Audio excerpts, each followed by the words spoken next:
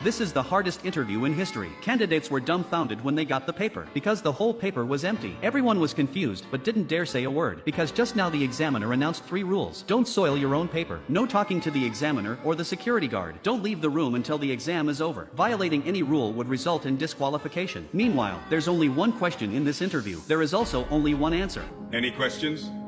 No one dared to speak, as they were told not to communicate with the examiner. Seeing no response, the examiner started the countdown. The time for the test was 80 minutes. After announcing this, he turned and left, staring at the blank sheet. Everyone was lost. What could the interview question be? It seems it's not easy to get this $5 million a year job. At that moment, a brunette woman finally lost her nerve. She thinks the company wants them to write career reports, but as soon as she started to write, the security guard came over to her, and she was kicked out without a second thought. The consequences are unknown. She violated rule number 1 by smudging her paper. When the others saw this, they put down their pens. I didn't realize that writing was considered dirtying the paper, so how should we answer? While the crowd was at a loss for words, a man named Jack laughed. He pointed out that the examiner only listed 3 things that were forbidden, meaning as long as you didn't break those rules, you could do anything else, like getting up and standing up, or boxing here. Sure enough, the security guard nearby didn't react after he did these things, seeing someone taking the lead. The other candidates gradually relaxed. They began to think, why is the test paper blank? A long-haired girl suggested that maybe some special method was needed for the words to appear, like a specific light. Others agreed, as there was no other option but to take things step by step. The first order of business was to find out what the exam questions were, so everyone started experimenting. They held the test paper up to various light sources but saw no changes. At that moment, Tom suddenly thought it might require a special kind of light, like X-rays, ultraviolet, or infrared, but there was no such equipment in the room. But fortunately, there were a lot of people and a lot of ideas. Just as others were feeling hopeless, a blonde girl suggested that a company this big must have emergency lights, which might be some kind of special light. They decisively broke the lights, and after everything went dark, the emergency lights indeed came on, emitting a black light. They quickly grabbed the test papers to experiment, but the result was the same. Nothing appeared on the